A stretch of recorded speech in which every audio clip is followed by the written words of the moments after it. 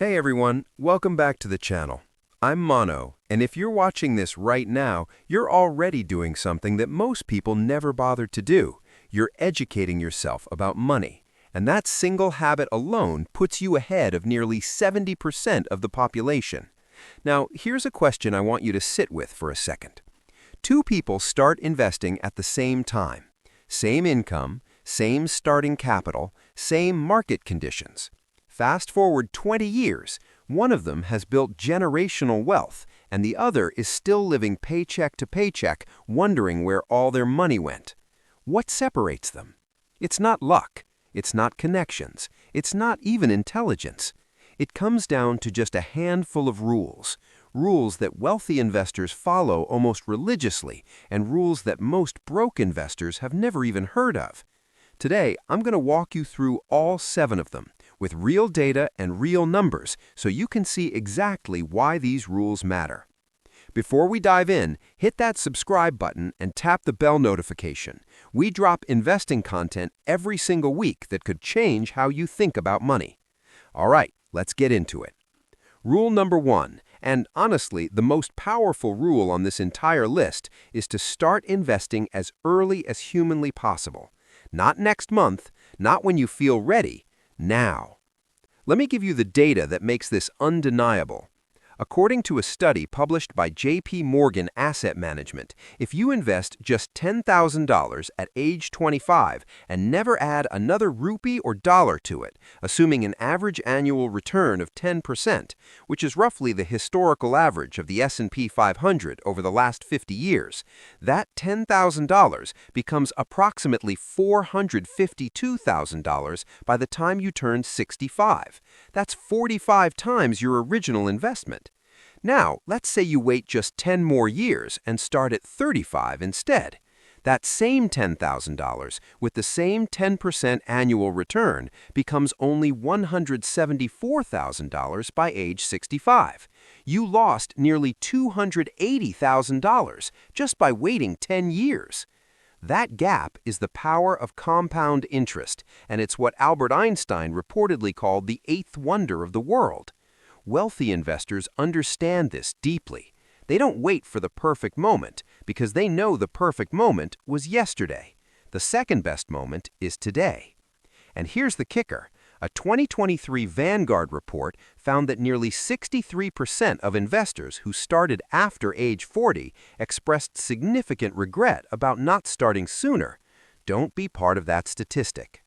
Rule number 2 is one that almost every new investor breaks, and it costs them dearly. The rule is this: stop trying to time the market. Here's the brutal truth. According to a 20-year study conducted by Dalbar, a financial research firm, the average equity fund investor earned just 2.9% annually between the years 2000 and 2019. Meanwhile, the S&P 500 index returned 8.2% annually during the same period. That's a massive gap, and it wasn't caused by picking bad stocks. It was caused by emotional trading, buying when the market was high and selling in panic when it dropped. Let me make this even more concrete. A famous study from Bank of America found that if you were fully invested in the S&P 500 over the last 90 years, your returns would be extraordinary. But if you missed just the 10 best single days in the market during that 90-year period, your returns would be cut nearly in half. Wealthy investors understand this. They don't sell when the market drops 10 or 20%. They stay calm. They stay invested because they know that downturns are temporary, and the long-term direction of quality markets has historically been upward. Warren Buffett himself famously said that the stock market is a device for transferring money from the impatient to the patient. Rule 2 is all about patience. Rule number 3, diversification, is perhaps the most repeated investing rule in existence, and yet it is still broken constantly by retail investors who fall in love with a single stock or sector. Here's why diversification is non-negotiable. When Enron collapsed in 2001, employees who had 80 to 90% of their retirement savings in Enron stock lost everything, literally everything, overnight. These weren't unintelligent people. They were hard-working professionals who trusted their employer, but they violated the single most important risk management rule in investing. Now, let's look at the math on why diversification works. According to modern portfolio theory, pioneered by Nobel Prize winner Harry Markowitz, combining assets that don't move in perfect correlation with each other reduces the overall volatility of your portfolio without necessarily reducing your expected return.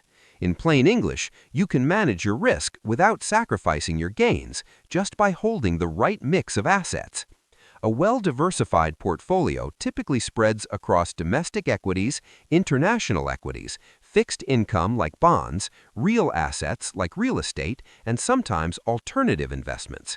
Research from Fidelity Investments showed that between 1926 and 2022, a portfolio split roughly 60% in equities and 40% in bonds delivered an average annualized return of around 8.7%, while experiencing significantly lower peak-to-trough drawdowns compared to an all-equity portfolio.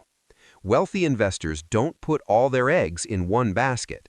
They know that diversification is the only free lunch in finance, a phrase coined by Markowitz himself. Rule number 4 is one that wealthy investors obsess over, but most beginners completely ignore until it's too late. The rule is, minimize your investment costs at every possible level. This sounds boring, I know, but let me show you why this could be the single most impactful change you make to your investing strategy today. Let's say you invest $100,000 over 30 years, earning an average gross return of 8% per year. If your investment costs you 1% annually in fees, which sounds tiny, right? Just 1%, you walk away with approximately $761,000. But if you reduce your fees to just 0.1%, which is completely achievable through low-cost index funds, your portfolio grows to approximately $980,000. That single percentage point difference costs you over $220,000. That's not a rounding error. That's a life-changing sum of money quietly drained by fees. According to a 2022 report by Morningstar, the average expense ratio for actively managed mutual funds in the United States was around 0.66%, while passive index funds averaged just 0.06%. That's a 10 times difference in cost. And here's the data that makes it even more damning. S&P's SPIVA report consistently shows that over a 15-year period, approximately 90% of actively managed large-cap funds in the U.S. underperform their benchmark index after fees. Wealthy investors love low-cost index funds, and now you understand why. Rule number 5, and this is where psychology meets finance, always invest according to a plan, not your emotions. Research from Nobel Prize-winning behavioral economist Daniel Kahneman tells us that humans feel the pain of a loss in finance approximately twice as intensely as the pleasure of an equivalent gain. This phenomenon, known as loss aversion, is hardwired into our brains. It was useful when we were running from predators on the savannah. It is absolutely devastating when applied to investing. Think about what happened during the COVID crash of March 2020. The S&P 500 dropped approximately 34% in just 33 days, the fastest bear market in U.S. history at the time.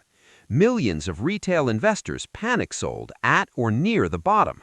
Those who sold and stayed out of the market missed one of the most remarkable recoveries in market history.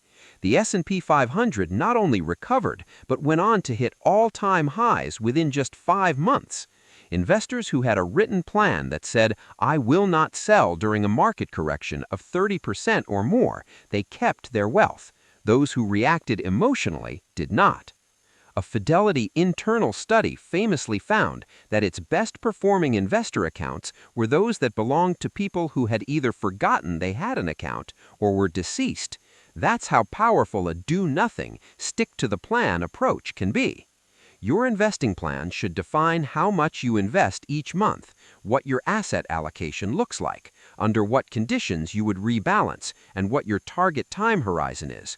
Write it down, commit to it, and revisit it maybe once a year, not once a week. Rule number 6 is about behavioral architecture, setting up your financial life so that good decisions happen automatically without requiring willpower or discipline every single month. The principle is called Pay Yourself First, and it was popularized by personal finance author David Bach in his book The Automatic Millionaire. The idea is simple but profoundly powerful. Before you pay any bill, before you buy groceries, before you spend a single rupee or dollar on anything, you automatically direct a fixed portion of your income into investments. Here's why automatic investing beats manual investing every time. According to Vanguard's Center for Investor Research, investors who use automatic investment plans, what in India we call systematic investment plans or SIPs, stay invested through market volatility at significantly higher rates than those who invest manually. They also contribute more consistently over time and achieve better long-term outcomes. The data on SIPs in the Indian market is extraordinary. According to data from AMFI, or the Association of Mutual Funds in India, the total SIP assets under management crossed 23 lakh crore rupees by the end of 2024, up from less than 2 lakh crore just a decade earlier. Monthly SIP contributions in India consistently crossed 25,000 crore rupees per month throughout 2024. Indian investors who have been running SIPs consistently in diversified equity mutual funds for 15 or more years have seen their wealth compound at rates between 12 and 16% annually on average. The wealthy don't hope they'll have money left over to invest at the end of the month. They invest first and live on what's left. That's the rule. And finally, rule number 7. This one doesn't show up in most investing textbooks, but it may be the most important rule of all. Wealthy investors never stop learning about money, markets, and investing.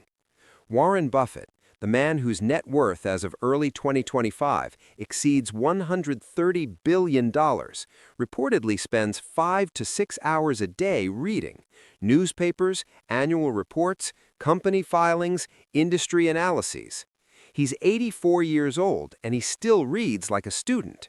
When asked about the secret to his success, Buffett frequently points to his reading habit and his commitment to continuous learning. Here's why financial literacy translates directly into financial outcomes. A 2020 study published in the Journal of Financial Economics found that investors with higher financial literacy earned returns that were approximately 1.3 percentage points higher than those with lower financial literacy, after controlling for all other variables. Over 20 or 30 years, that difference in annual returns compounds into an enormous gap in wealth. A 2022 survey by the National Center for Financial Education in India found that only 27% of Indian adults were financially literate, meaning they understood basic concepts like interest, inflation, diversification, and risk. That number has been improving, but it's still alarmingly low, considering how rapidly the investment landscape in India is growing, with over 16 crore demat accounts opened as of 2024, according to SEBI data. Financial education also protects you from scams, from FOMO-driven bad decisions, from over-leveraged speculation, and from the kind of herd behavior that destroys portfolios during market bubbles. The 2021 crypto bubble, the 2017 small cap bubble in India, the dot-com crash of 2000, all of these wiped out billions from the accounts of financially illiterate investors who didn't understand what they were buying or why.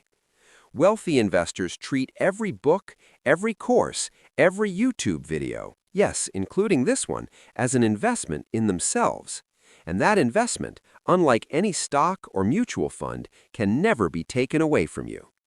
So there you have it, 7 investing rules that truly separate wealthy investors from broke ones. Let me quickly recap all 7 for you.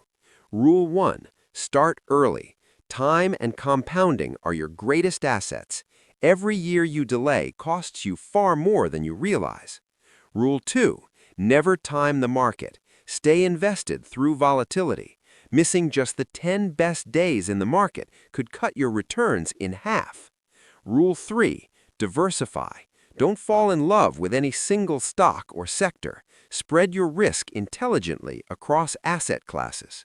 Rule 4, keep costs low. A 1% difference in fees could cost you hundreds of thousands over your investing lifetime. Rule 5, invest with a plan, not with emotions. Write down your strategy and stick to it, especially when the market is scaring everyone else. Rule 6, automate your investing. Pay yourself first. Set up SIPs or automatic contributions so good decisions happen without willpower. Rule 7, never stop learning. Financial literacy is the highest return investment you will ever make. These aren't complicated rules. They don't require you to be a genius. They don't require a finance degree or a Bloomberg terminal. They just require consistency, discipline, and a long-term perspective. Now, I want to hear from you in the comments. Which of these 7 rules do you find the hardest to follow? Is it keeping your emotions in check during a market crash? Is it resisting the urge to time the market? Let me know below. I read every single comment. If this video added value to your financial journey, please hit the like button. It genuinely helps more people find this content and improve their financial future. Share this with someone who needs to hear these rules. And if you haven't subscribed yet, this is your sign. I'm Mono, and I'll see you in the next one. Stay invested, stay patient, stay smart.